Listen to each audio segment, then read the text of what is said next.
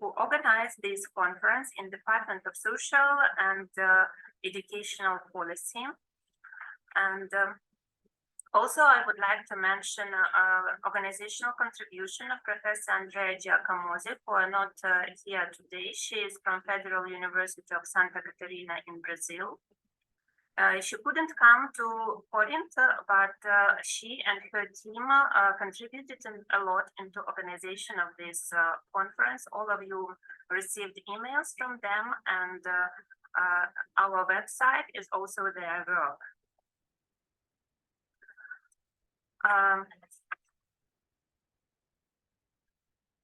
As some of you know, in the background of this conference, there was a seminar, Political and Economic Self-Constitution, which we organized for 10 years. And in 2017, we have already been here in Corinth. And starting from this year, we changed the format of the event, transforming it into hybrid format, including workshops. Yesterday, we had a wonderful 4 face-to-face workshops here in Corinth. You can check the program for details about these workshops. I should confess that I was delighted how they worked. And we also had one workshop in hybrid format. Our colleagues from Indonesia were not able to come, but they were able to connect to us online. Face-to-face format is always better for communication, especially informal and emotional. But online format is also important because many participants cannot travel due to different reasons. Among such reasons can be work responsibilities, lack of funding, health issues, and also war in Ukraine. Today, we have presentations of scientists who work in 11 countries. Hopefully, all of them will be able to connect. Some of them will present from here, from Corinth. So the hybrid format will be totally hybrid. Among those countries are Greece, Poland, Brazil, Switzerland, Turkey, Italy, France, Lithuania, Indonesia, Bosnia and Herzegovina, and Ukraine. I hope we will listen to several presentations of Ukrainian researchers who had to leave Ukraine due to the war with Russia. And there will be also, I hope so, one presentation from our colleagues who stayed in Kyiv and continue working despite all obstacles of the war. The detailed program of our today meeting is on the website of the conference. You can check it, but due to online hybrid format, there can be slight changes in this program. Please be tolerant to that. It always happens on such conferences. Sometimes we will need to change order of presentations. But further on, we plan to have this video recording on the YouTube channel of Center for Personal and Social Transformations, and maybe also on some other channels if some universities would be willing to put this video recording on their YouTube channel. I totally support this. And now I would like to invite Professor Despina Karakatsani, the host of our conference in Corinth, to say several words about conference and university.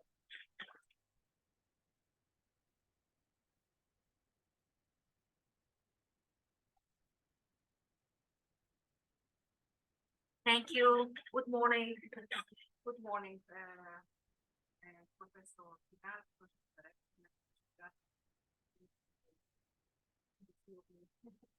I'm very glad that you are here, all of you, and welcome in our department. Good morning to everybody that is watching us, attending us. distance, actually. So I'm very glad that we are hosting this event at the University of the Peloponnese, the Department of Social Policy. As you have seen here in Corinth, we are one faculty of political and social sciences. This is one department, and there is another department of political sciences and international relations. We are a new university, actually. We have been established in 2000. And this department was established in 2003. We have several other departments. In the recent years, we started with 9 departments. Now we are 22. So there has been a big reallocation of the Department of Universities in Greece. And now we have 22 departments in different cities, Kalamata, Sparta, in Nafplio, in Tripoli, and in Corinth. And we are really very glad, as I mentioned before. I wanted to thank you, Irina, for co-hosting this actually event. For inspiring, exactly. We met each other several years ago in different outer groups. In Milan, you remember exactly. Yes. It was really a very difficult period for me and for us in Greece, because we started the economic crisis of the problem. And it was an event, a congress that I remember very well. So I don't want to take more time from you. I wanted to invite the Professor Frounta and he's vice rector of Department of. Okay, he will present something from your university and your department. And we are honored to have you here in our department, you and your family, of course. And also welcome and welcome the small children who are there. Okay, we have different levels of age. Okay, so thank you very much. So please, if you want to come here, there is a possibility to. Yes, a few words, of course. Yes.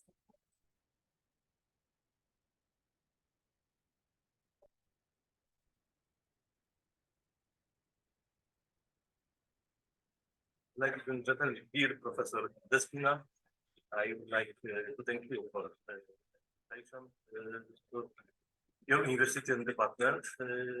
Our university was established in 2001.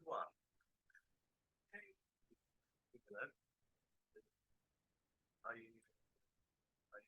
like to from our meeting because a year ago we saw each other in University of Rzeszów.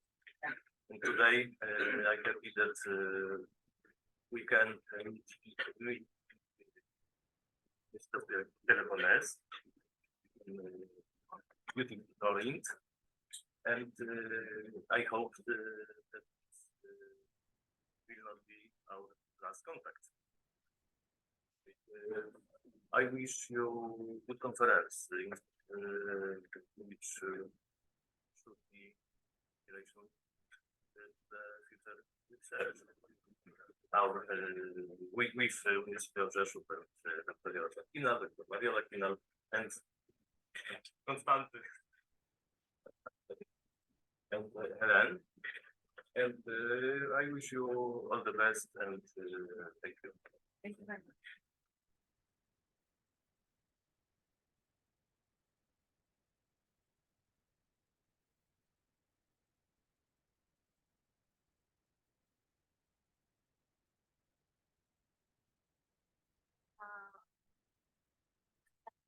I am accepting people who want to join us online. Those who join us, please turn off microphones. We will have 2 presentations from Corinth, and then those people who are connected online will be able to present. I already see that there will be changes in the program. So the first presentation today will be delivered by Yaroslav from University of Rzeszów, Poland, presentation, scientific migration as a social phenomenon, a case study of migration of scientists from Ukraine to Poland in connection with the war in Ukraine in 2022.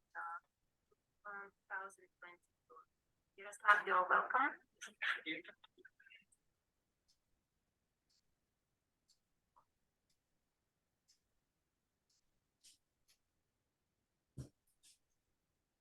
Hello, honorable participants. I want to just put in my statement. Μας ακούτε, κύριε Γκότση?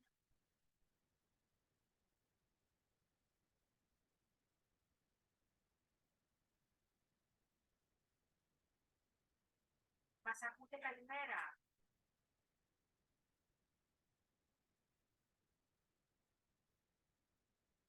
Κύριε Γκότση, μας ακούτε? Ναι, σας ακούω. Γιάννη, εντάξει. Ωραία, Α. διάβημα. Εντάξει, Good morning. Γιάννη. Ωραία. Καλημέρα σε όλους. Good morning to everybody again. Did you have any problems with the slides in the previous presentation? Could you Yes. see them? Gianni, We couldn't see the slides changing. No, We couldn't see the date. so we have to take. It was fixed in the first slide. Okay. I know why. Let's try yours. If we can make the co-host. You want to do that? Yes. There will be video recording and you will be able to see them. Gianni, you can put now the slides on. You are co-host. Okay.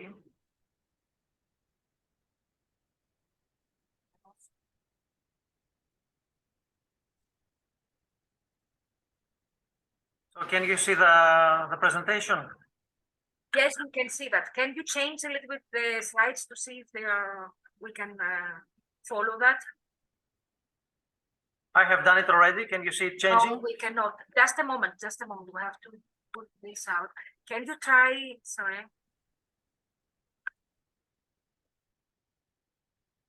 Just a moment. The recording. Just a moment, Yannis, Mr. Yes. Gkotsis. No, I can't. Okay. Now we can you try now to change the slides, please? Yes, it's okay. Fine, now we can see everything. Please. Okay. Yes. If a problem should appear, just let me know to stop the presentation. Fix it. So, hello everybody. I'm very happy to be with you today and to share some thoughts on European citizenship education, and especially on the question whether or not European citizenship embraces non-Europeans as well. Finally, connecting this question to education. So can you hear me? Yes, excellent. Okay. To start with, citizenship is nowadays stratified into two levels, a national and a supranational one, with the result that the concept of citizenship associated with the nation state of modernity is no longer appropriate for understanding citizens' rights in the EU.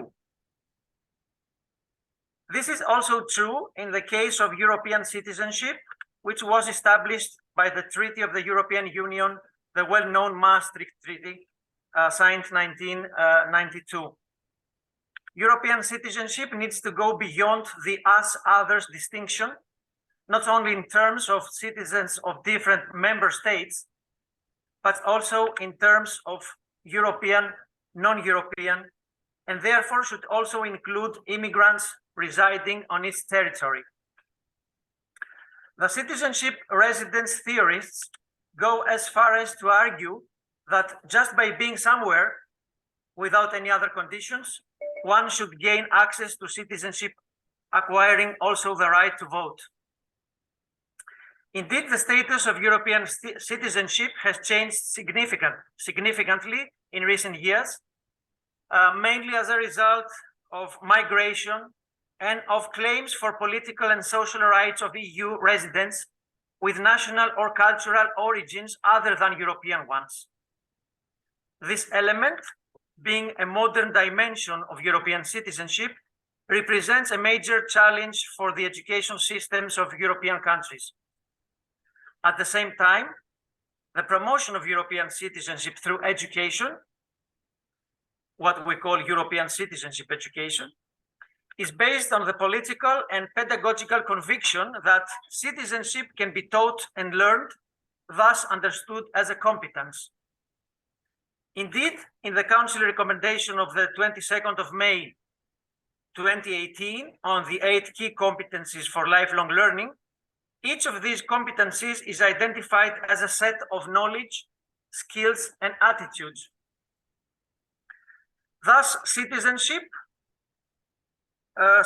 education becomes crucial in terms of not only transmitting knowledge, but also developing the skills and forming the attitudes or behaviors needed to promote European citizenship among students.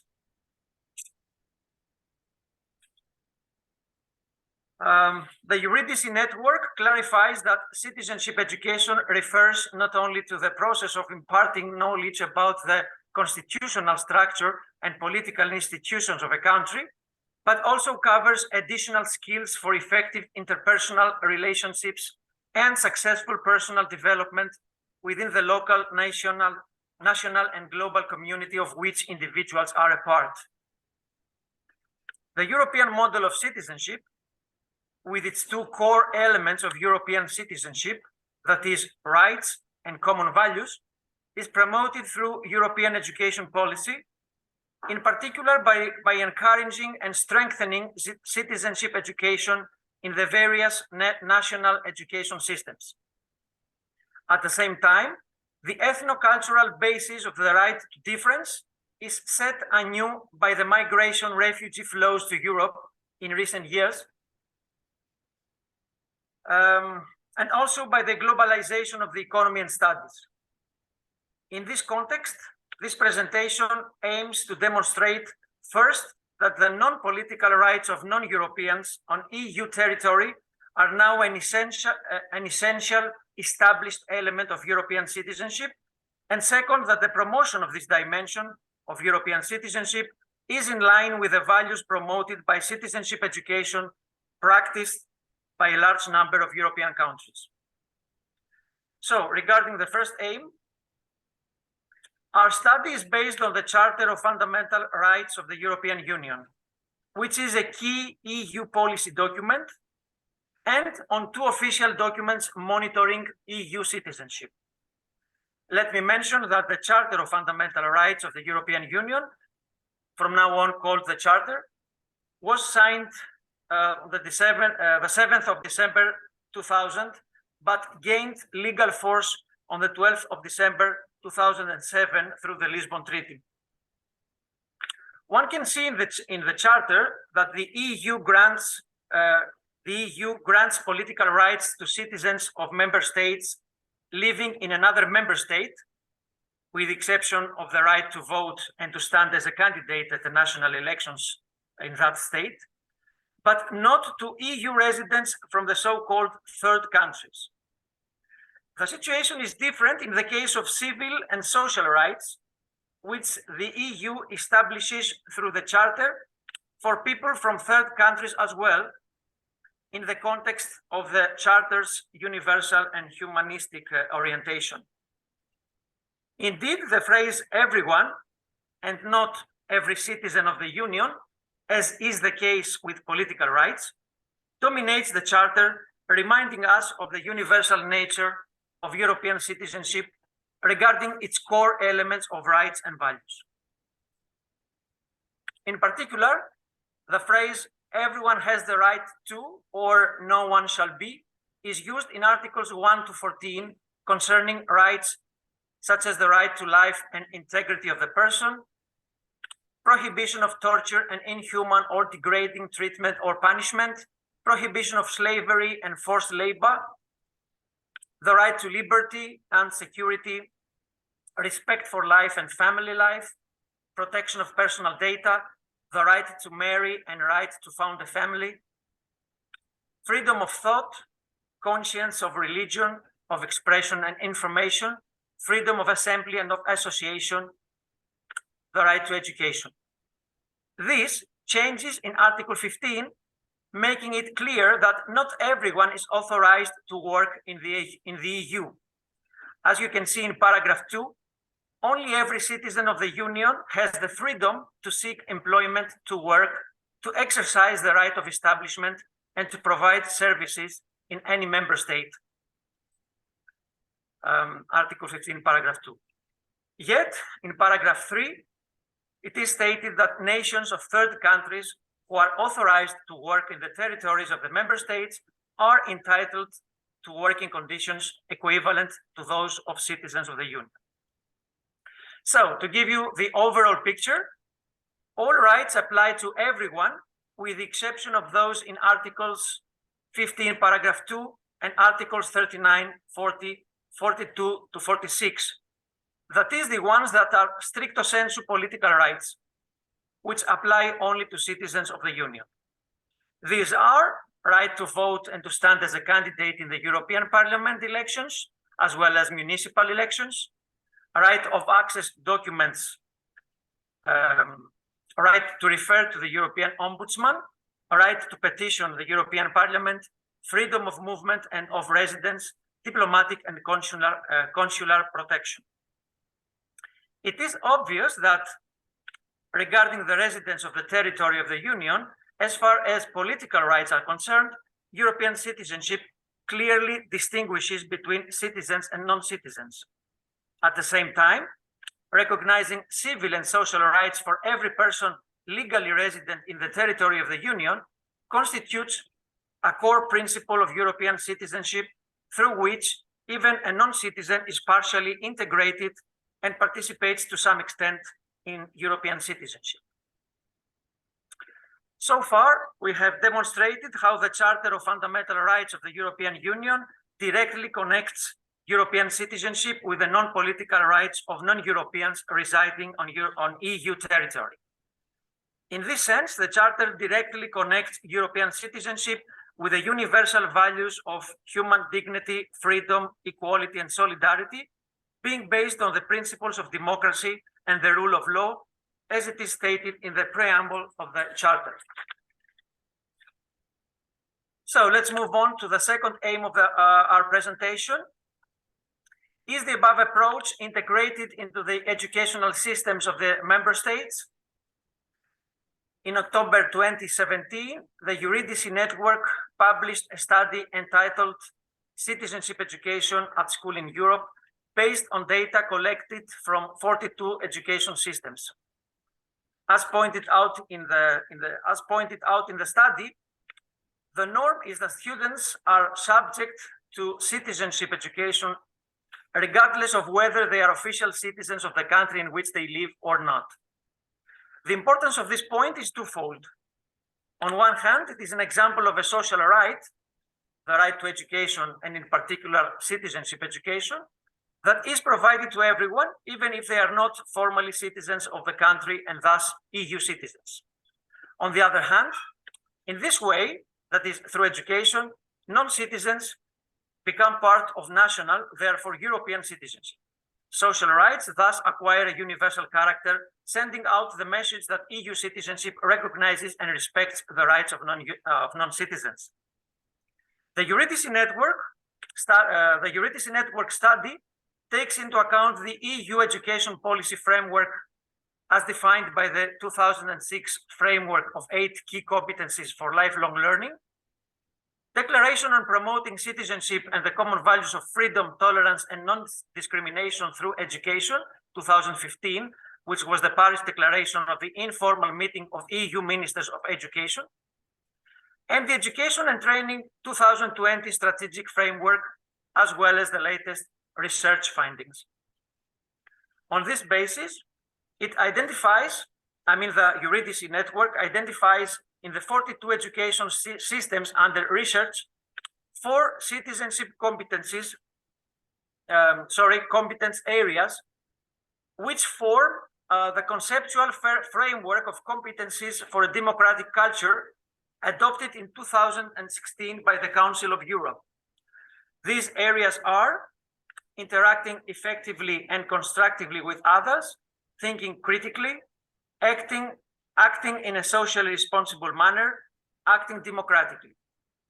The third area includes competencies such as solidarity, respect for other human beings, respect for human rights, knowing about or respecting other cultures, knowing about or respecting religions, non-discrimination.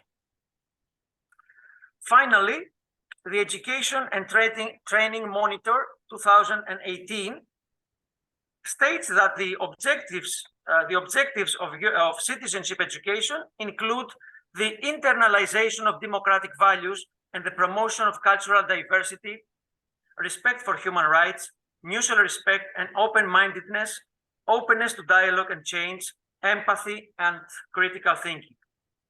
It clarifies that citizenship competencies is a general term including, among others, knowledge of how democratic institutions work and the values that underpin positive social behaviors in a democratic society. These values include tolerance, non-discrimination, and a culture of respectful debate and engagement. Now, moving on to the conclusions of our presentation, European education policy tries to manage the fluidity of the term citizenship education and to identify the differences between the states as far as the content and implementation of this area of learning is concerned. In this context, the promotion of citizenship among students is linked not only to the transmission of specific political knowledge to them, but also to broader general knowledge.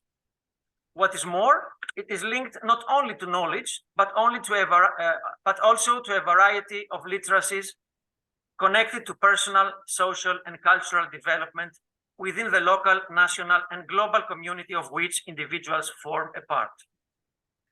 Therefore, in terms of European citizen rights and European values, as set out in the Charter of Fundamental Rights of the European Union, citizenship education seems to be aligned, consciously or not, with the universal character of the Charter's values. It thus becomes a de facto European citizenship education that is intertwined with the integration of migrants and refugees, at least through the recognition of their rights, aiming to promote the values of equality and solidarity. Thank you very much for your attention. That was it. Thank you.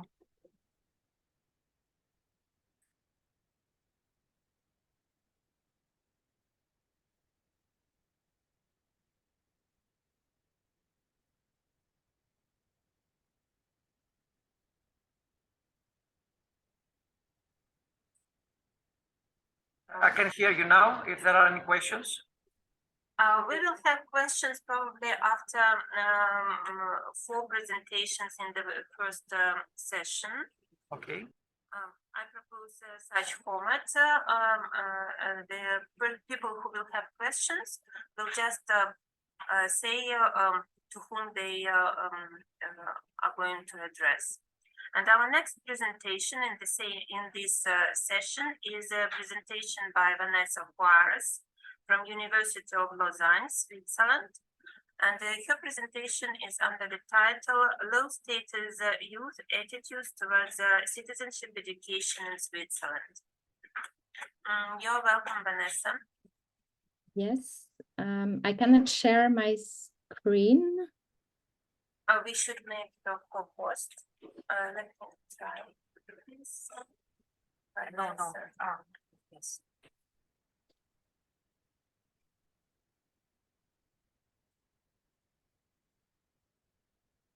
Please try now. Yes. So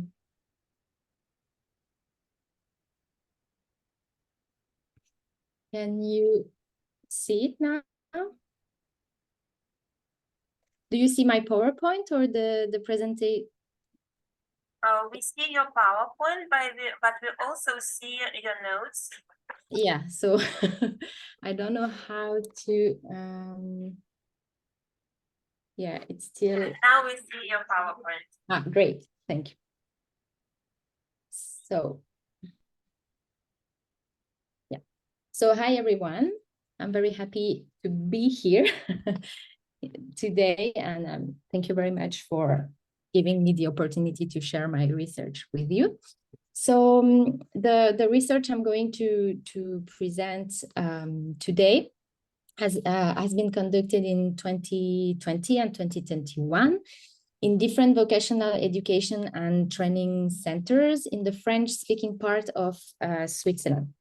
But maybe before I start talking about the research in itself, I will say a few words about why we consider apprentices as a low status group, and even more in a country like Switzerland. So just to be clear what we are talking about apprentices here in Switzerland. So basically those are young people following vocational education and training. They are going 1 day per week at school and 4 days per week in a company. And maybe for those who are not familiar with the Swiss education system, I just want to say a few information that I think are important to understand our research. So at the end of primary school, young kids at the age of 10, 12 years old are divided in different tracks according mainly to their results, their mark. And this is really important because it will impact their options of education at the end of compulsory school. So 2/3 of kids within compulsory school are tracked into a general, what they call general education, and this leads to vocational education and training. It is possible to go from one track to the other, but research has shown that is quite uncommon. And so today we will focus on this track.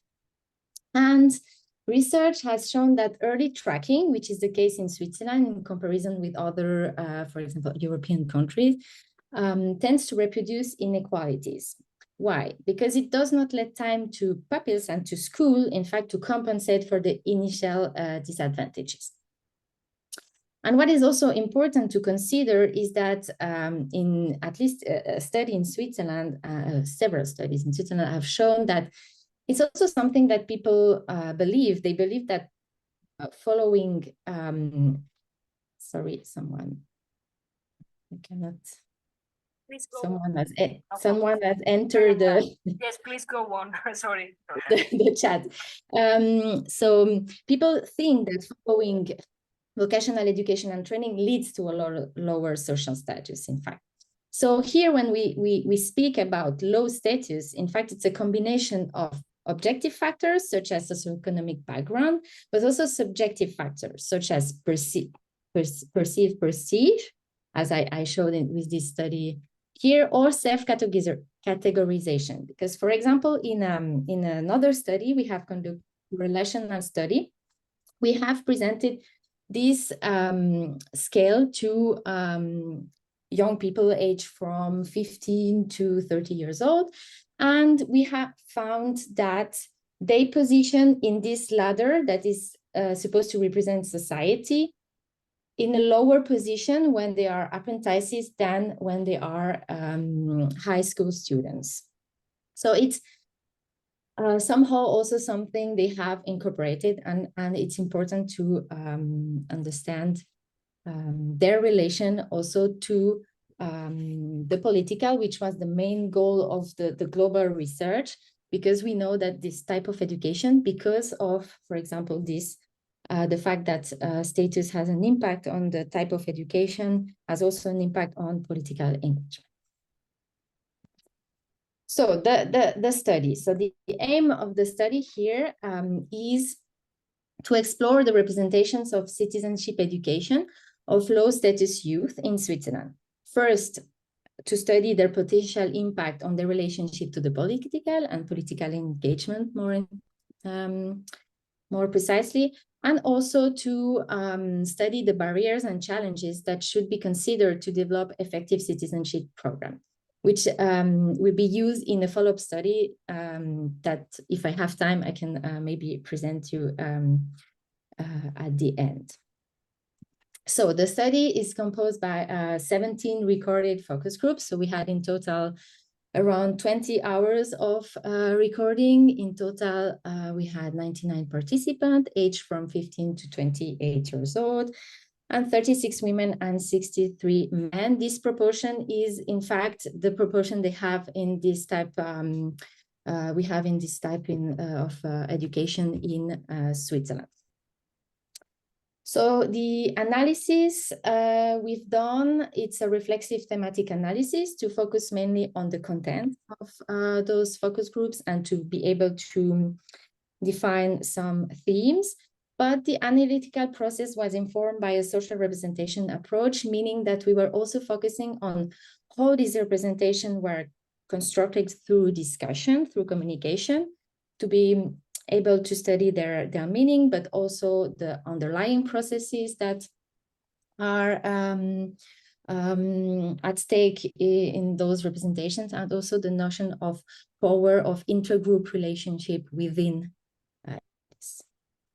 What's it important to say before I talk about the results is that we had a guide with several questions we wanted to ask during those focus groups. But in fact, we had no question, we had no question about citizenship education. In fact, this topic emerged spontaneously in 11 out of 17 groups, which we found very striking, very interesting. And we thought, okay, this probably is very important for them. It's an issue important for them to address. So we need to dig a bit more into that. So the first theme we had is mainly focusing on the way the political is taught, on the way citizenship education is provided, whether it be at compulsory school or during vocational education and school, because they were not making a distinction, so we cannot do it. It's whether at those two levels. So the analysis shows that citizenship education is presented by participants as a possible solution to young people's lack of interest in politics.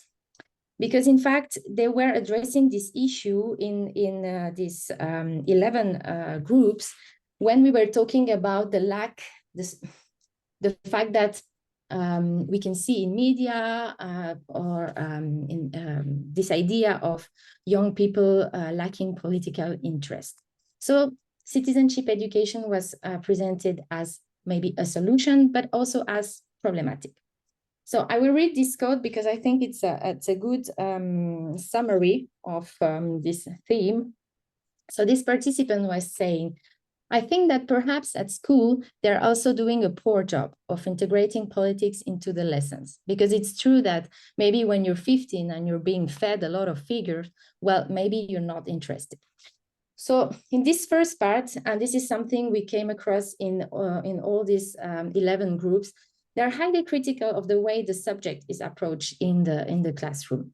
The way citizenship education is taught today is said to generate a lack of interest because it's mainly based on learning things by heart, checking a lot of figures, and it's very technical, and to use the words they use is very boring.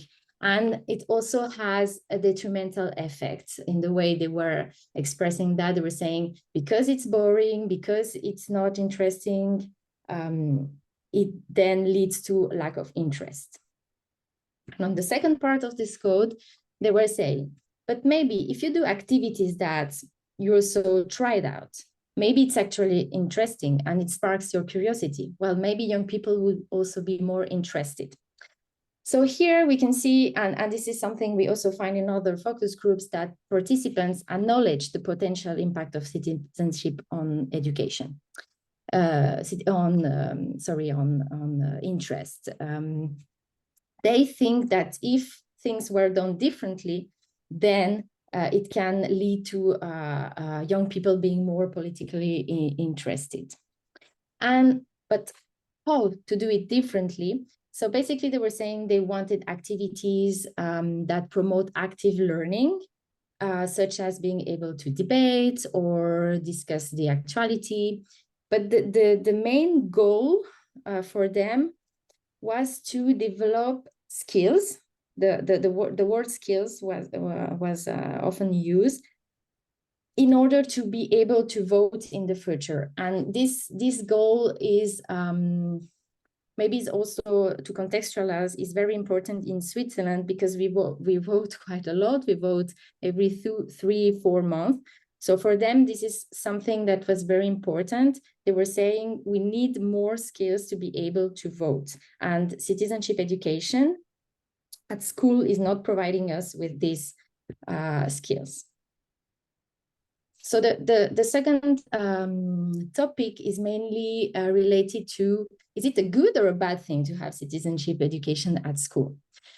So here we have very different opinions regarding that topic. So for some, it was completely useless because in fact, young people are just not interested in politics. They just don't care. They don't want to do anything with politics. So why we have to do that at school? Useless.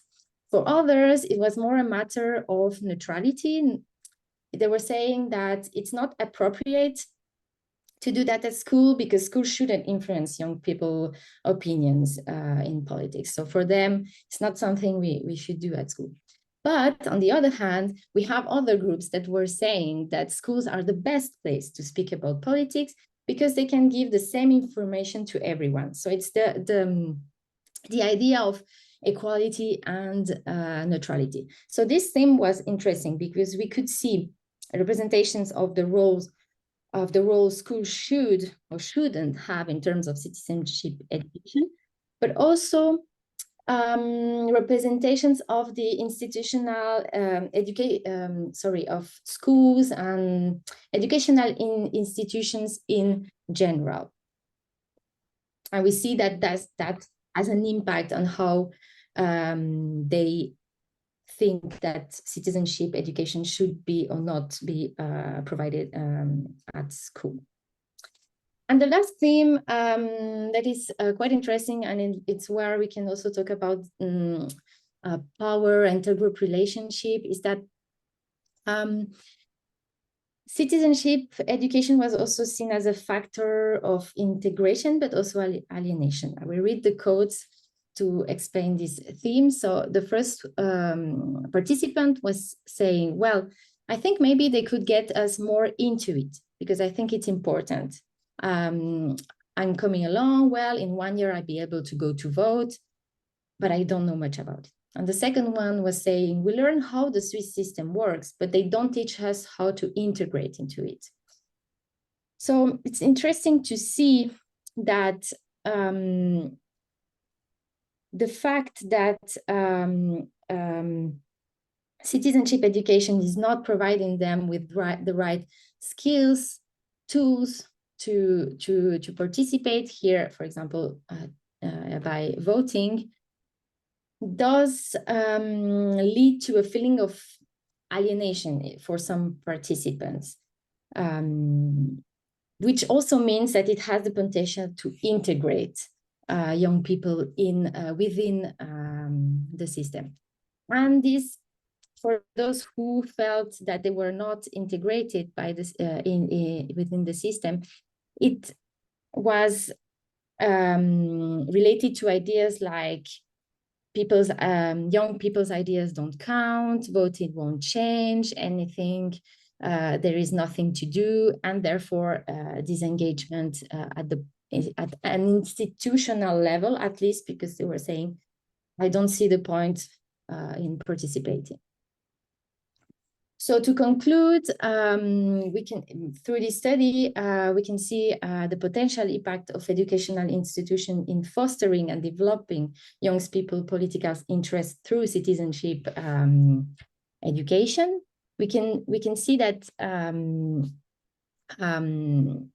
by incorporating programs that actively encourage an interest in politics, citizenship education can help to strengthen young people's political engagement and sense of belonging to the system which is important because we have already said that this morning it also has an impact on well-being. So it's not only about participation. And another conclusion that is important is to say that we need to adopt different learning approaches, different pedagogies, different teaching methods, mainly based on active learning, but also supportive climate that encourages discussion. And this is something I haven't had time to address here, but it's also the role of a teacher that is also very important here, not only the institution. And these are my conclusions, and thank you very much. I would be happy to answer to any questions later. Thank you, Vanessa, a lot. Could you please stop sharing your screen? Yes, here. Yes. Thank you. I see that more participants joined us. And Vanessa Juarez's presentation was the last in this session. And I would like to welcome discussion of all 4 presentations which we have just heard.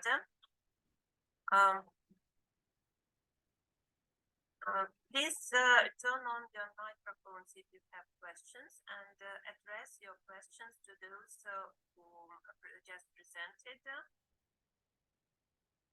For me, this session was quite interesting because it combined topics of both migration and citizenship education. And for me, it is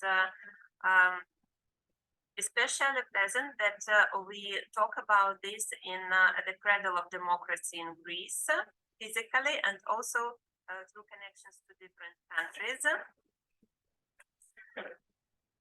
I have a question to Vanessa. Though we work in the same laboratory, I would like Vanessa's reply to be heard by everybody. Vanessa, in your opinion, in the end of your presentation, you mentioned that citizenship education should consider well-being besides voting. And I'm not an expert in citizenship education in Switzerland so far, like you are. And for me, it is interesting to know how citizenship education in Switzerland integrates issues of migrants' well-being, maybe also considering such important direction of well-being as work opportunities. And in your expert opinion, how it should be addressed in citizenship education curricula? Please, I'm interested in your opinion. Yeah, thank you for a question. That's a tricky point because of the system in Switzerland in itself, because the system doesn't allow migrants, I mean, not easily, migrants to vote, for example. They're excluded from that because, as you may know, for example, even if you're born in Switzerland, but your parents are not Swiss, you don't get the Swiss citizenship. So it's a process to get the Swiss citizenship. And it means that even if you have people that have been born in Switzerland and living there for 40 years that are not allowed to vote. So it's a tricky point to know how to, in fact, how to construct citizenship education at school, taking into account that some people are not entitled to vote, but they are citizens. I mean, they are living in the country, so they still pay all taxes. If they yes, exactly. So they're still there. So and this is a question that is quite new, I guess, in Switzerland. Because citizenship education has mainly focused on institutions, how the system works, how you vote, this kind of very technical things. And this is what now in some research, and one that is really recent, we have young people saying that's useless, that doesn't teach us how to be good citizens, as they say. So I think this is something we should address, because when I had this participant saying, we don't feel integrated, I mean, it's not just they don't feel integrated in the political system. It means that they think their voice don't count. So this is related to well-being. And I think this is something we still have to work on, in my opinion. Do you think that such topic as taxation, as paying taxes, is also valuable to be addressed in citizenship education in Switzerland? Because you have already mentioned that system in Switzerland is quite strict. Yeah. In fact, the thing is that a country like Switzerland, because of federalism, every canton has its own system. So you have also this to take into account. And for example, when I went to those vocational education and training centers, you have a lot of differences according to teachers. Some teachers address those issues when they are teaching citizenship education,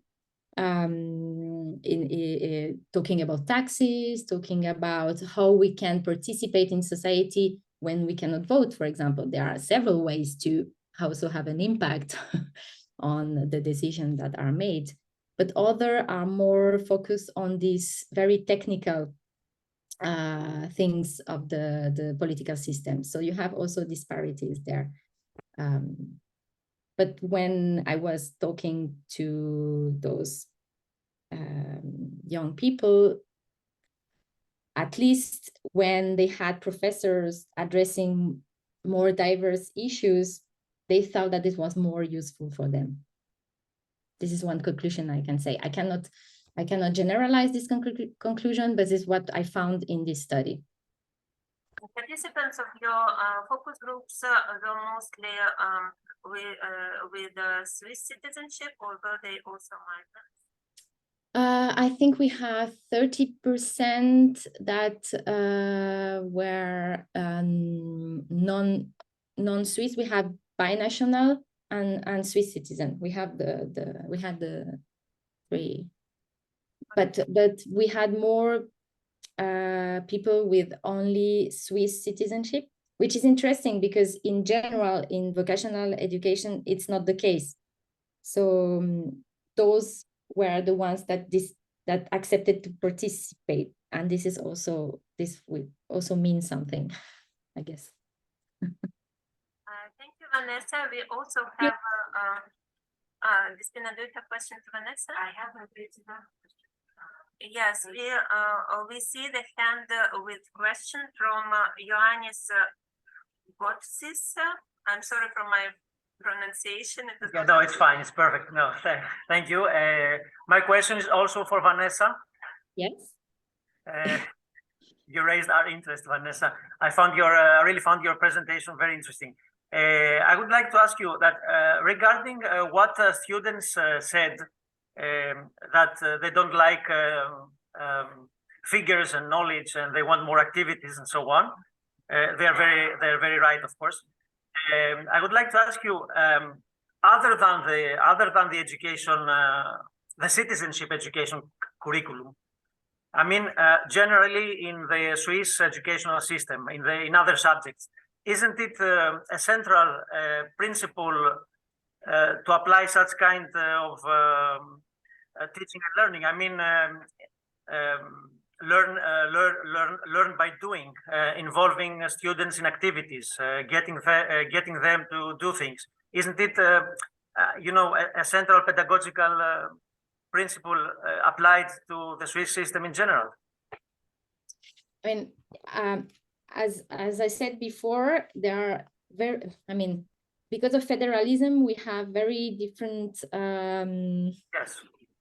from in every canton. I think learning by doing is something that is getting more and more now, even at both level, mandatory school and vocational education. But I think something that, for example, teachers were also saying that they find that, for example, when students after mandatory school, they don't know, for example, how to give an opinion, for example, raise their hand and give an opinion, ask questions. This is something that is not really encouraged. I think it's changing a bit, but at least this is one thing that teachers were saying, that they were not encouraged to participate, I mean, give opinions. And so I guess this means that we have probably still, how to say that, maybe a more traditional way to teach, probably. While raising your hand and participating in a dialogue and participating in the learning procedure makes you an active citizen as it is, with no more complicated practice needed. But participating in the lesson procedure in general is very crucial to make you an active citizen, I think. I think it would be interesting to see if there is a difference in those tracks, in the way we teach in those different tracks, to see if maybe there is something there also. Thank you very much. Thank you. We have a question. I see that the spinner has question. Thank you, Vanessa and Ioannis. I know Ioannis I know better. So I have one question for Ioannis and one for Vanessa. Thank you, Vanessa, also for that excellent presentation. I really want to go to citizenship education. I'm very much concerned about what is happening in Switzerland. I knew this work was prioritized. I think that in most countries we focus more on civics and not on citizenship education, actually making this different. This is most related to knowledge, not to practice and active learning. So I have one question for Switzerland. Actually, the same is in Greece. We have more, and actually in Greece, in the recent years, for example, civic education, citizenship education, or civics in general, sociology is taken completely out of the curriculum itself, and it's only some hours in the class. Just one question about teacher education. Are there most of them coming from social science, which is their background? And if there is any differentiation between the general education, because I didn't really understand the difference. Is there a different subject in citizenship, in civics, for example, or citizenship education, vocational, and in the general? We have different textbooks, different curricula. You mean in both tracks, if it's different? Because exactly, if they have some differences. What's interesting is that in fact they call it the theme. They don't call it citizenship education. They call it the theme politics, and this is something that is in the curricula for vocational education. It's something at the federal level. They have to teach this theme. This is something they don't have in high school.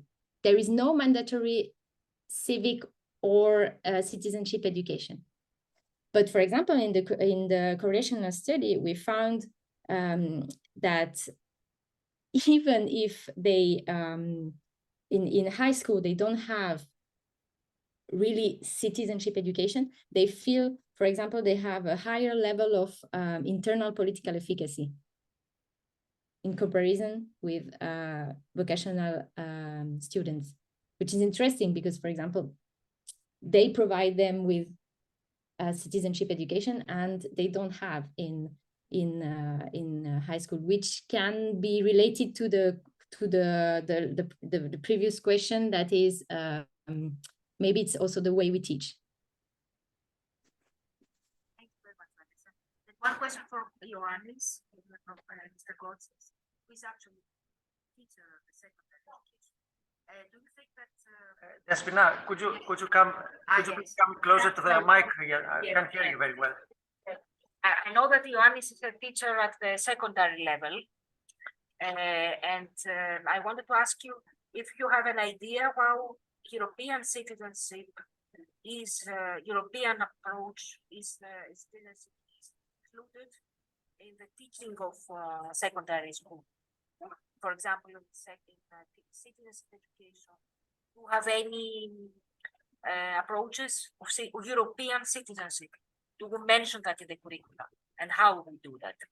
Okay, yes. Well, for the total number of students, I would say no. We have 2 lessons taught in the 3rd and 4th year of secondary education, which are subjects for citizenship in general. So in the framework of these subjects, one in the 3rd year and one in the 4th year, there are some very short references to Europe.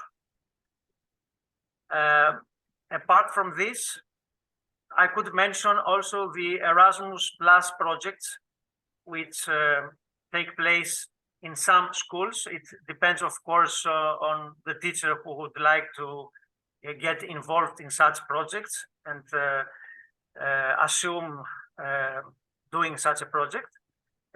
Such projects anyway apply only to a small number of students.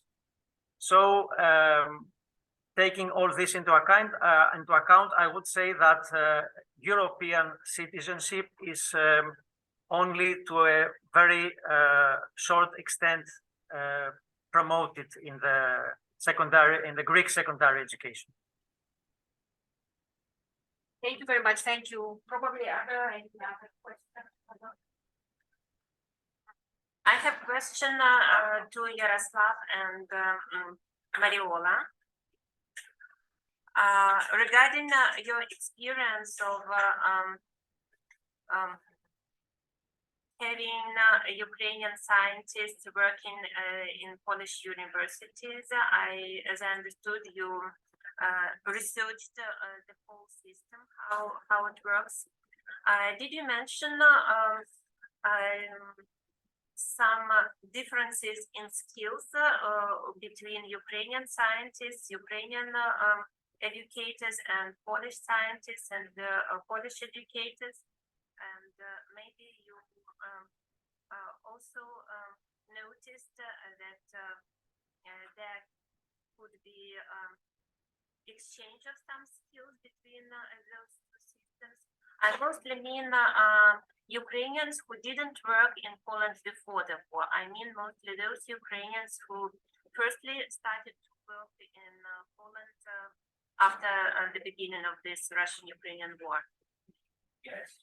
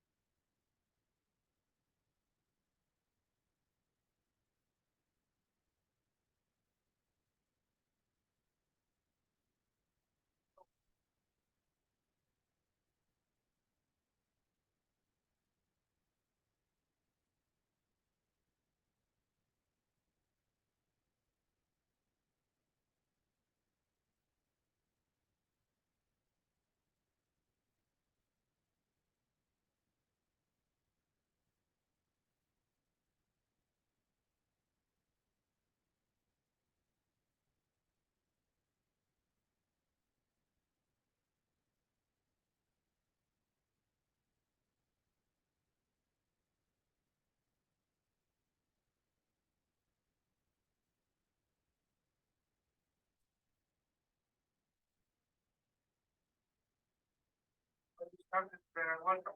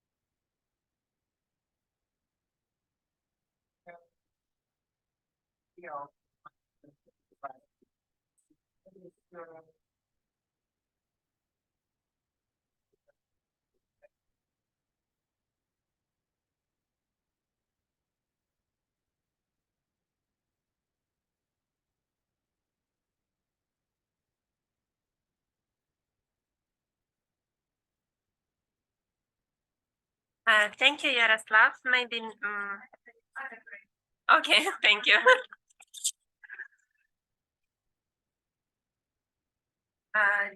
Did participants online were able to hear something? I know that there can be difficulties with sound because people sit quite far. I hope you heard a bit of a reply about differences in media skills between Ukrainian scientists and Polish scientists, and exchange transfer of skills and knowledge. So I think that for the first session, we finished with questions. If there are no more questions to presentations which we have already heard, I would like to invite Professor Nilüfer from Istanbul University to present citizenship perceptions case of Macau. Will you make this presentation?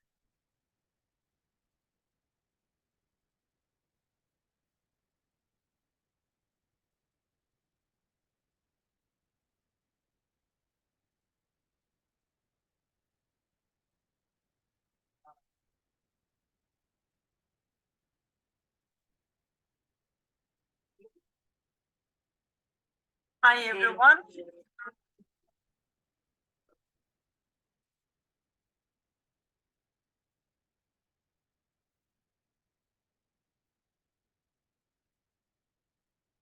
me try to fix it first.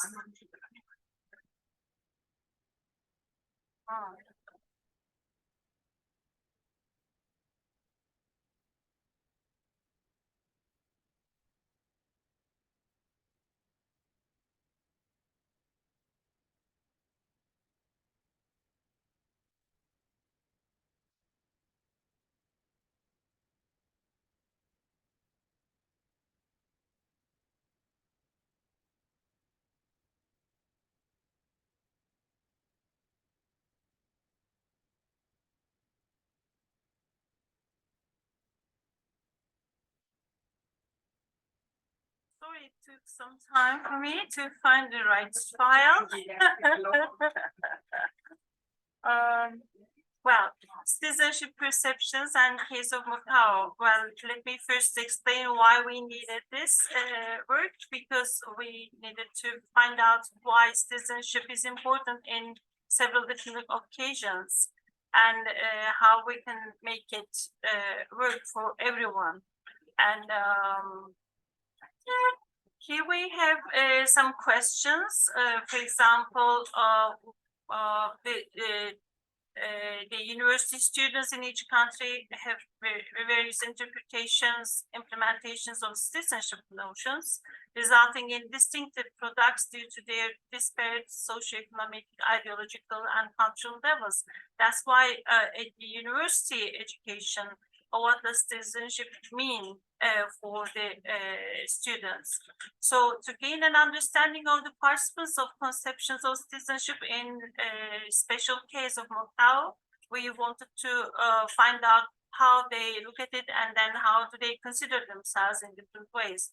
And as we know that citizenship is a concept which is becoming more and more blurred in the 21st century, but in the past, then residents of a city-state could take use of all the privileges and the rights granted by the governors. But once the universities get much more universalized, there are several different cultures and several different citizens integrated with the university education. That's why citizenship in the modern world is described as a possession of the rights, obligations, and privileges of citizenship.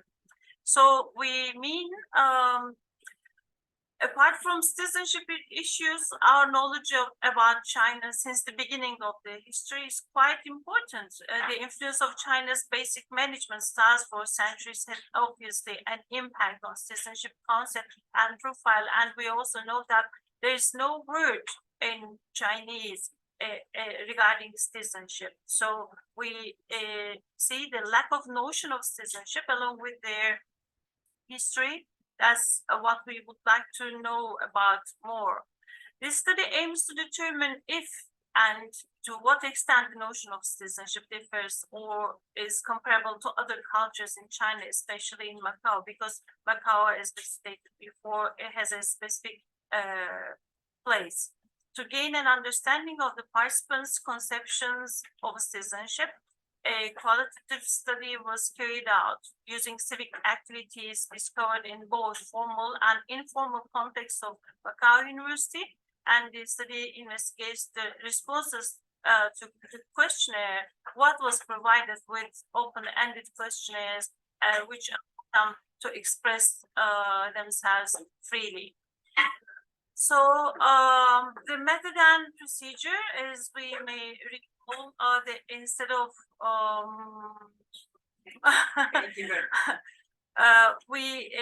instead of getting the biographical experiences and beliefs, we only concentrated on if the participants are the national citizens of the country or the immigrant ones. Regarding the sociological level of the participants, it's seen important to see if they carry the urban point of view or view of the countryside. We also regarded their income of participants because if it was an important data to evaluate, they feel that they belong to the country or not if they don't have enough income. The choice of the most important language skills gives us information about the active citizenship tendency.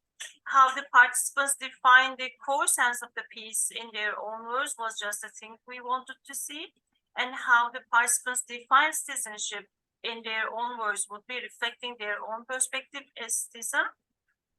And the participants are expected to define themselves as the activists or dreamers or thinkers or decision makers regarding these citizenship issues. And lastly, the participants are expected to put forth the choice of the photo of citizenship in their own perspective. For example, if they can interpret it in their absence or presence of citizenship issues. So we analyze them depending upon the social level or economical level or the age range, etc. Regarding the participants' involvement, you can see the results here regarding the sex range and age range. Most of them were about 22 years old, and some of them were younger or older. And the findings reminds us that the study could be summed up in certain different ways. As we can see, the origin of the country, even if they were from Macau, they call themselves Macau plus China, for example. Sometimes they call themselves immigrants. Sometimes they call themselves only Chinese people. Sometimes they cannot define their citizenship. And sometimes they call themselves 74% as only citizen. So regarding their nationality, we see that 89% of them were Chinese, and the rest was depending upon other nationalities, but they also consider their nationality as the citizenship issue. So in terms of nationality, as we talked about this, Macau, a former Portuguese territory, was governed by Portugal from the middle of the 16th century until the 20th century. So the Chinese kingdom released Macau to Portugal in 1557 for the use of commercial port. But before Macau became a Portuguese colony in 1887, the Portuguese governed the city under Chinese control and sovereignty. Macau's sovereignty was reinstituted under the policy of one country, two systems. So it's a kind of law representing a new governmental status for Macau. So this is also a country which is accepted to be a very high human development index and ranking in the 23rd level. And it's one of the highest accepted places in the world. So regarding the urban or rural sources of the students, we check them that they call themselves urban as much as possible, and they sometimes call that they come from several different little towns, and most of them, the quarter of them almost call themselves I'm from Macau, and 16% says that undefined, and just urban reaches almost a half of it. And the results regarding the educational level, most of them are the university students, and they undefine themselves, or they say that I'm a high school student, I'm still learning. So regarding the monthly income, this is what they have as a kind of a budget throughout their education in university. So when we have a look at the conclusions, once more, I'm just skipping this because I've shown the graphs. The participants were asked which language skill they would prefer if they could choose only one. This question was planned to be able to see the degree of communication in order to understand the general degree of cultural and individual engagement.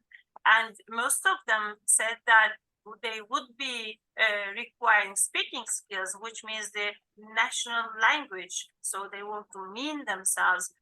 Mostly more than about half of the participants said that speaking is inevitable. And some choose speaking and listening, 14%. Some choose only reading, 9%. And some choose 14% listening, because this is how you mean yourself in your language and in your social environment. And regarding the citizenship issues, what kind of citizen you are, 22% think that they are the thinkers, 30% think that they are the decision makers in the community, and 23% call themselves the activists, and 24% call themselves the dreamers. So, and only 1% seems that undefined, they don't have anything to do with these citizenship issues when it comes to the social surface. So, decision makers are really very important because 56% of them define themselves as decision maker, and they defined also what they do for becoming a decision maker. And the dreamers also put themselves very well in their sentences to mean that they are true dreamers. So when it comes to the cloud of topics discussed with the participants, we see the words right, responsibility, freedom, identity, equality are the highlighted words. And when it comes to the participants' responses, when they mean something regarding their citizenship involvement in the society, different words occur, such as satisfaction, conflicts, and difference, absence, tolerance, respect, communication, empathy, etc. So the link between this ideal citizenship issue and the citizenship in progress or in practice are really very different from each other, as we can see in this way. So we showed them some photographs, and the majority of the photographs were focused on the civic engagement on the global scale. So I couldn't add all the photos here, but most of them, when they see a flag or any kind of a color, etc., blue and white for it's or white and red for Turkish flag, etc. They directly associated with citizenship, and they have a high notion of citizenship issue, and they look at it as a kind of a heritage or a part of culture. And thanks to Özgeklitek, who helped us collect the major data in China, in Macau as well. And then sometimes citizenship is mixed with nationalism. And in semiotic analysis, we try to find out how much real true citizenship we have and how much nationalism was involved. And we see these 21% of the rituals are regarded as the citizenship. Global understanding, 35% of global understanding issues were considered to be a kind of a citizenship issue. Identity and identification were considered to be the citizenship issue, 16%. Activism or being in social movements, 12% also were included into citizenship issues. Family values, children and future, 7%, and no visualization. Sometimes they cannot visualize things, and heritage, and some 2% of the participants said that we don't care about it. So this is the reaction of the Macau students regarding citizenship issues, and thank you for listening. Thank you for being a part. I think we have another. Yes, you can stop sharing. Okay. Yes, if Seide is ready for presentation, I'm expecting her. Yeah. Welcome, Seide. Hello, everyone. Yeah. Thank you.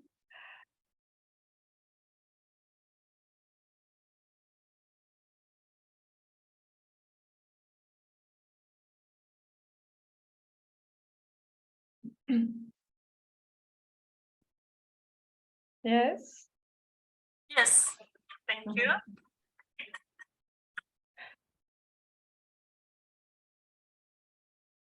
Particularly in the 21st century, the issue of identity has grown in significance, and human rights and citizenship studies are now being studied by researchers all over the world. Azerbaijan stands out as one of the countries that have achieved great progress with the problem of identity and rights, which become challenging as due to political turmoil, as well as citizenship issues within the framework of reformed and restructuring education. This study is considered significant in terms of reformed and restructured education. The study is considered significant in terms of how citizenship is taught to the next generation within the context of the Azerbaijan educational curriculum in recent years.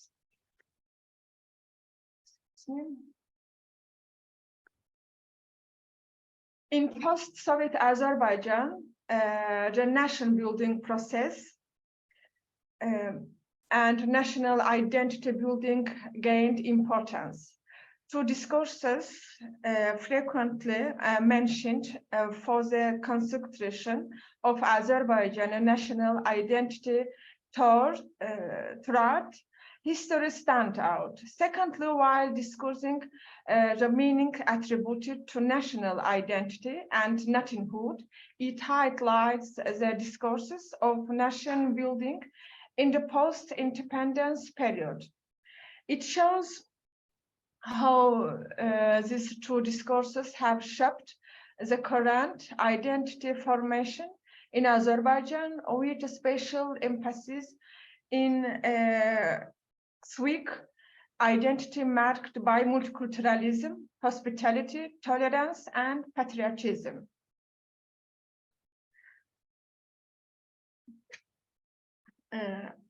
Azerbaijan had no issues with nationality, but because Armenians were occupying the Karabakh territory, it was necessary to wait until the outcome of that conflict was resolved before concluding the nation post-Soviet citizenship process. The law on citizenship of Azerbaijan was finally adopted in 1998, thanks to the constitution review referendum. Tabashik explains it as the process of recognition of the citizenship of a vast majority of the population of Azerbaijan, including 1.2 million Azerbaijanis refugees from Karabakh and Armenia who benefited from a special clause in the citizenship law. After all this challenging progress with the struggle for identity and citizenship, this study in dance to show how the consequences are measured in the Azerbaijan educational system and the outcomes of route revision of the context of citizenship education. The data was collected at a macro level, just questioning the citizenship education in the country and its content. Due to the brand new topics put into the curriculum, science 2004 and 2005, that is the tiny. There is so tiny, and there seems to be not much filed research on it. Result education is related not only with the curriculum, but also the population settlement. A large part of the Azerbaijani population lives in cities. In the Republic of Azerbaijan, general secondary education is divided into 3 levels: primary, general secondary, and complementary secondary. 6 years old is when schooling begins.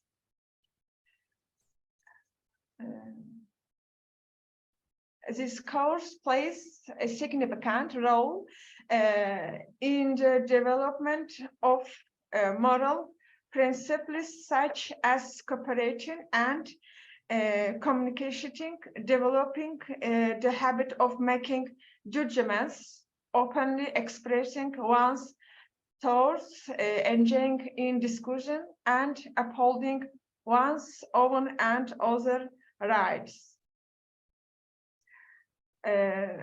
Due to its location in a conflict area, Azerbaijan did not develop a real and comprehensive curriculum for citizenship education. However, after waiting for the political wrangling to be resolved and the population of the border and conflict areas to settle somewhat, it began incorporation this topic into education gradually. Reference, appendix. Thank you very much. If you question me, you write our mail. Thank you. Because of the time limited, I decided to short version of my presentation. Thank you very much. We will have questions after. Okay, at the end. Thank you. You may close your share screen. Thank you very much.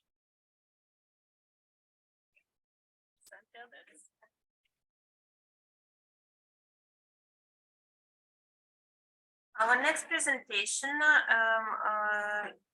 should be delivered by Maria Frounta, also hosted by Antonia Katrimpouza, Panorea, Mavrogianni from the University of Patras. Excuse me for my pronunciation, these names are very unfamiliar for me. With an interesting presentation, at least for me, about citizenship and salutogenesis in education. Good morning. Give me 1 minute to share my presentation.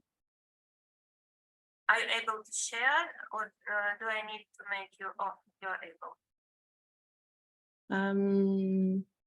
Just tell me if it's okay. Hi, we can see. We can see.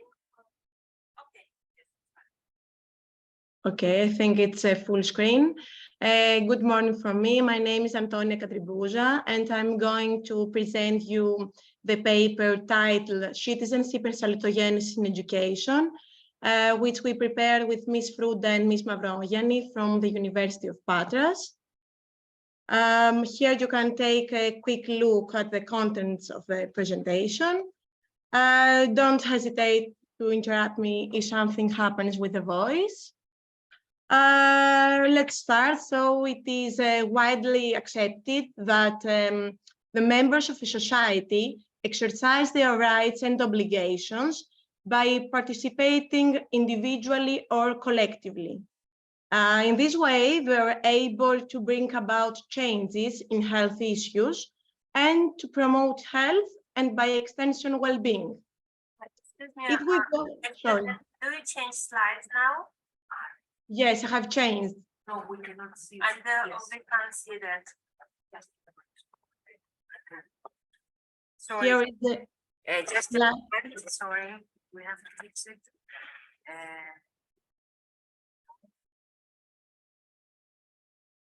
I can stop share if you want. It's the problem with the recording. Can you stop sharing, please? Yes, of course. I'm sorry for this interruption. No, no. Can you try now again? Oh, no, just.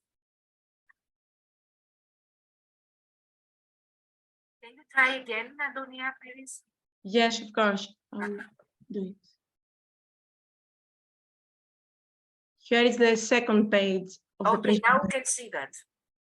And Can we if I say the third one to see that the issue that it's. yes, now I change it. Yes, it's okay, fine. You can go on now. Okay, thank you. So. Second one, yes. Okay, if we go back to Aristotle's time, we will realize that well-being, which is related to health, is also closely linked to citizenship. Today, and especially after the pandemic, citizenship also seems to be linked to health. Based on what was mentioned before, the question that arose concerned the role and nature of citizenship education in relation with health issues. Specifically, the questions which will be attempted to be answered by this presentation are: how is citizenship linked to health, and how could this link be strengthened by education?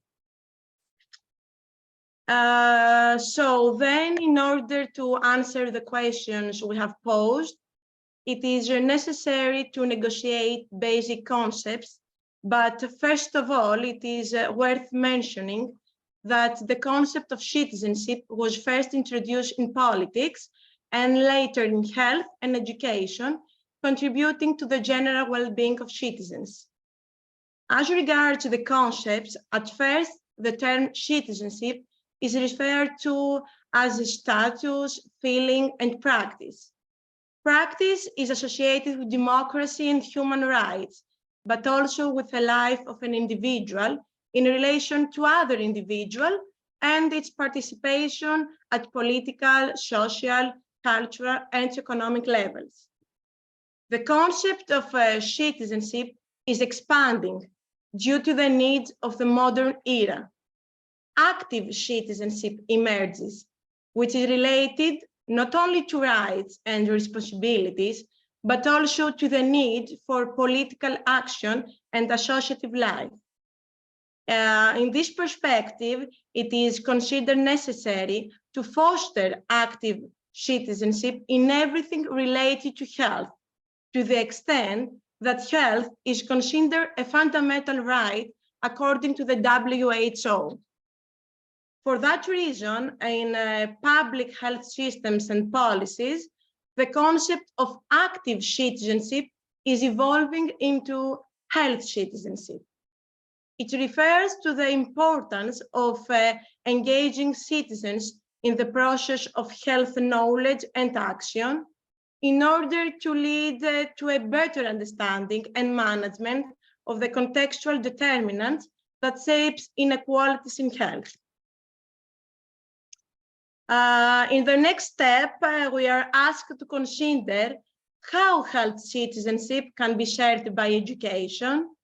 The first important point that we should always keep in mind is that citizenship is a socially constructed concept with positive effects on society that have been internationally recognized. Thus, social political conditions are constantly causing changes in the definition of citizenship. A typical example is the COVID-19 pandemic, which made evident the need to educate individuals on citizenship issues. Through citizenship, individuals are empowered, understand the deeper need to act as citizens of global community, and contribute to solving difficult problems. The second important point that we should always keep in mind is that health is a dynamic process, and that each individual finds himself or herself on a continuum between maximum health and maximum illness death. Here, citizenship education plays an important role, as it can arm the individual with appropriate tools to maintain a position within the continuum close to the maximum health edge.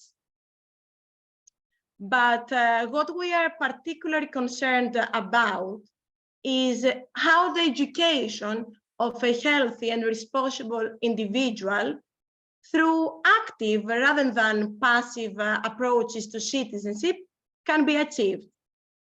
Salutogenesis gives us the answer, and let's be more clear about it. The term salutogenesis is derived from the Latin salus and the Greek genesis. The theoretical construct of salutogenesis proposed by Antonovsky in 1996 in the field of prevention. It is an umbrella concept under which other important concepts such as well-being, self-efficacy, quality of life, health literacy are brought together. Antonovsky's fundamental philosophical consumption is that all human beings are in the river of life. Nobody stays on the shore. Much of the river is polluted, literally or figuratively. There are forks in the river that leads in gentle streams or to dangerous rapid and whirlpools. The crucial question is, what shapes one's ability to swim well? From the image in front of you, the great role of health education is evident. At this point, I would like to inform you that the salutogenesis is directly linked to the health education that contributes to the empowerment of the individual, and its thematic modules include citizenship. The salutogenic model can be described through three components. Firstly, it gives emphasis on all individuals in the system and not just those at risk. Then it promotes salutary factors, and it's not just about risk removal. Thirdly, it gives emphasis on the whole person and not just on a specific disease. Antonovsky gives a detailed explanation of why he is persuaded that the salutogenic orientation is a radically different approach than the pathogenic one. Through 6 aspects, he illustrates the distinction between salutogenesis and pathogenesis, as you can see in the table. The first focuses attention on the origins of the health, as opposed to the origins of disease. The second aspect is to focus on people's history and not only the diagnosis. Further, in the third aspect, he underscores the importance of salutary factors than the risk ones. In the fourth aspect, he claims that stress might be pathogenic, neutral, or salutary. As far as the fifth aspect is concerned, in salutogenesis, the ideal in therapy is the person's ability to actively adapt and not the magic bullet, that meaning you can base on the right diagnosis, you search to find the right cure, as in the medication or surgery. The last one, the sixth, is about the focus in research, and Antonovsky asks whether we are looking for the deviant case or hypothesis confirmation. In sum, the salutogenesis approach shifts the individual towards a positive perspective, which includes citizenship, as it looks beyond the health resources at the individual level to a wide range of social and organizational determinants of health. Supporting the development of health determinants for individuals is an important pedagogical challenge, which through school education contributes to their health promotion. In this context, schools, as learning communities, advocate health education by implementing health education programs based on democratic values. By this presentation, we are attempting to bring to the forefront of the research community the need to explore and then promote ways to share salutogenesis orientation through a dynamic connection to citizenship. In conclusion, if the salutogenesis model is adopted and linked to citizenship through the formal educational system, it is expected to increase the chances that individuals will act and demonstrate responsible and healthy behavior in health issues, as well as to increase the benefits at individual and societal level. Here are the references of our presentation. Thank you very much for your attention.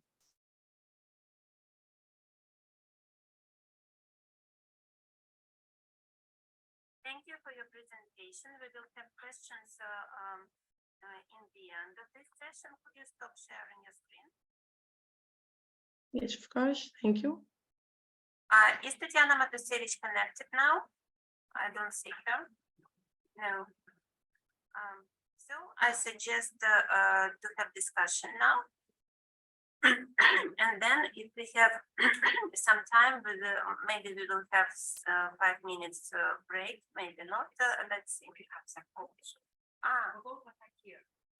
Okay. Okay.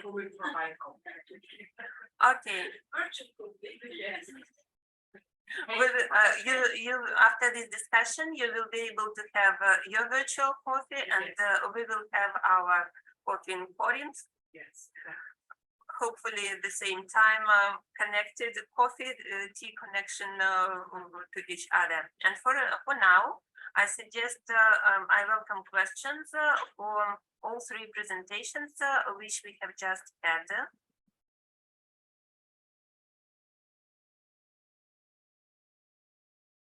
Questions or comments?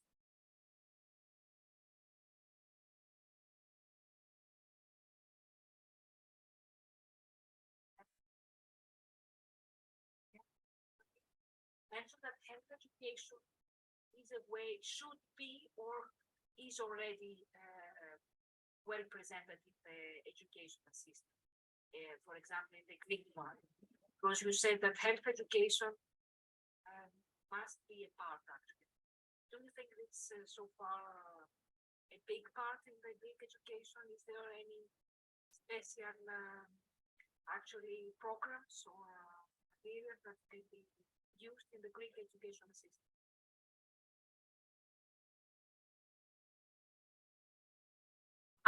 We cannot hear you. Please turn on microphone, Antonia. Antonia, we cannot hear you. Your microphone is. Sorry, but the volume is quite low, so I can't hear the question if it for me. No. Thank you, Antonia, and sorry for the links that you didn't, and you missed, I think, a part of the presentation. Professor Pembecioğlu. You mentioned that health education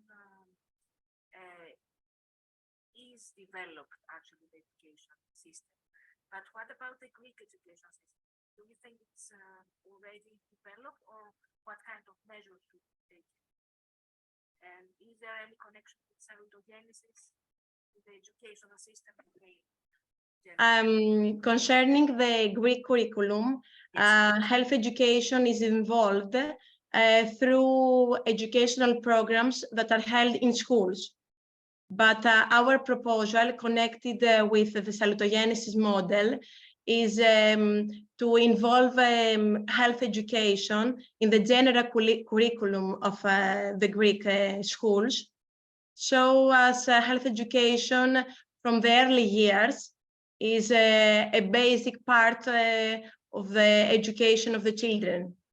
So we have steps to follow in order to reach what we propose in our presentation. Okay, thank you very much, Antonia. So there are also other teachers here and counselors of the primary education, of the Greek primary education, and probably I invite them make a comment probably this primary section now is health education.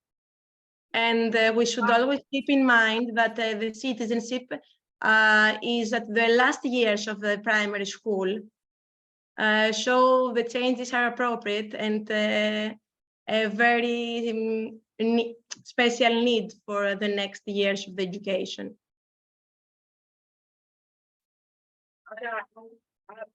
Sorry, Irina has also questions, so probably turn also the camera and you can see her. Yes, Here is Irina. For me, besides health education, an important issue in citizenship education is how medical insurance works in the state. And how medical insurance, you can hear me? I need to see. Yes. It doesn't work. It works only when we are very close. Thank you very much. Antonia, do you hear me now? I hear you better. Okay. My questions concern the following. In my understanding, being a migrant in Switzerland, I encountered the issues of health insurance. And in your opinion, should citizenship education and also citizenship activity include health insurance issues which are regulated by government? For me, it is a very important issue, especially for migrants, as our conference is connecting topics of migration and citizenship education. It is interesting for me how does it works in Greece, because in Switzerland Me as a migrant, I pay all taxes, and the system of medical insurance is quite specific. If I need to call medical emergency, I will need to pay 1,000 francs for that. Paying 400,000 francs medical insurance per year. Okay.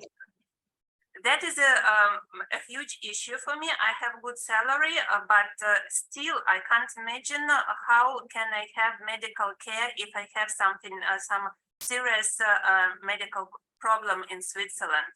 Probably I will need to go to France for surgery if I need one. That is why I also applied for temporary protection of France extension and extension of my medical insurance in France, because system works in a different way there. I'm interested in your opinion about that, and I also have second question after this. Okay. When we talked about health citizenship in our presentation, we made an emphasis on engaging citizens in make crucial choices for their health issues.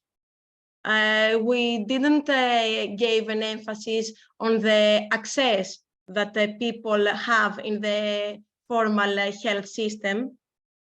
So the content of our presentation focuses on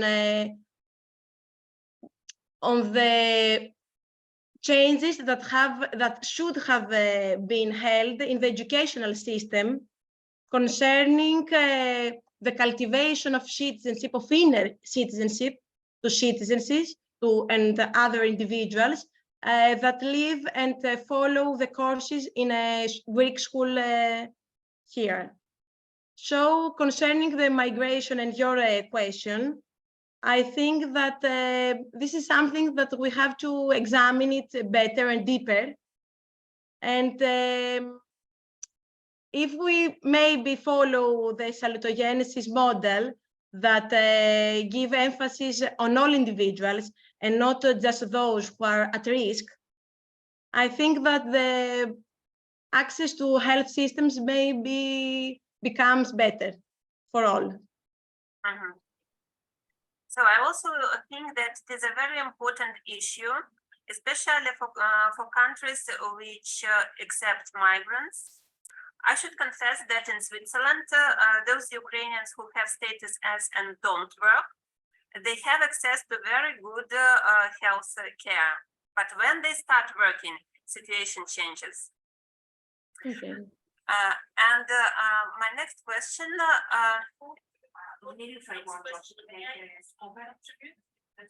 yes, sure. Yes, but yes, you need to.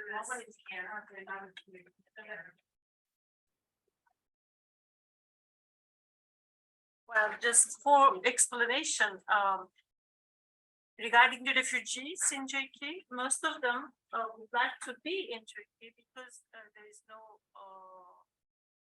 limit for their health security issues. So they can have any operations they can have IVF babies, they can have prosthetic legs or arms, etc. So they are all free. And when it comes for the refugees, but we, the citizens, as you said, we cannot do that. We have heavy taxes, but for regarding the health conditions, the emergency is provided to all the refugees. So just the opposition.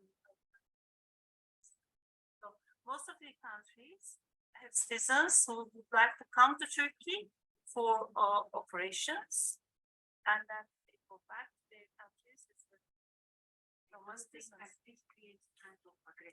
Yes, of course, because that's why the people say no to refugees, because they've got better rights rather than the Turkish citizens couldn't have them, because they have to wait there for a long queue, etc., and then they have always the priority. Once I was having some shootings in Gaziantep, I had some injury and I need to go to the hospital, and they said that, oh, there's a Turkish patient. Which is really very rare for them. So thank you. Thank you. It's really important that you made this connection with migrants. That wasn't an option for our presentation, but I think that if health citizenship becomes the priority in the formal school educational system, I think that all individuals, even if they live in their country or they have to move to another country, they will be able to bring about changes in issues concerning health. Well, maybe I didn't explain properly, but I should confess that in Switzerland also many Ukrainians come have surgeries, extremely expensive surgeries paid by Switzerland. Until they start working, it works this way for them as well. But when Ukrainians with status as with temporary protection of Switzerland start working, or just migrants, working migrants start working, I will pay quite high taxes, and we still need to we pay medical insurance, which is obligatory, and we still should pay for medical care, which is quite expensive. And my second question, maybe it is not very common in citizenship education discussion. It is not common at all, but I continue communication with my Ukrainian colleagues, educators, and the topic of sexual education in Ukraine is very important now. I'm not sure if it should be considered as a part of citizenship education. Maybe we can open discussion about this, but for Ukraine, sexual education is very important, especially in conditions of trauma. Still, I consider that this topic is quite important also for other countries. What is your opinion? I asked this question to Antonia because sexual education is directly connected to health. Yes, I'm totally agree with you, because citizenship is a broad concept and is socially constructed. So even if it emerges for our example after the pandemic 19, even for the others social political changes like trauma, I think that it should be a priority, and we should always keep in mind that policies and governments should take into account that such a concept should be involved in their strategies, so as the citizens feel involved in the community. Thank you. Do we have other questions to other presenters? I think I see that Boyan Tadasevich joined us. I'm very glad for that. I hope Boyan will be able to. Hello. Hello, everybody. From Seide. You joined just before we are going to have a short break. And I hope that after this short break, you will participate more actively. But I don't remember, do you present? I don't remember. No, you just joined. No, not this time. Not this time, okay. So now I suggest that we have a 5 or 10 minutes break. You say 10 minutes? 10 minutes break. So we start around 12:20 Greek time. 12:20 Greek time. Central European time. It is not Central, it is Eastern European time. Yes. Well, anyway, in 10 minutes we will start. Yes. So far, you can stay connected. I will just turn off recording and volume. And in 10 minutes, next presentation. I think Stylianos Chagarakis is here.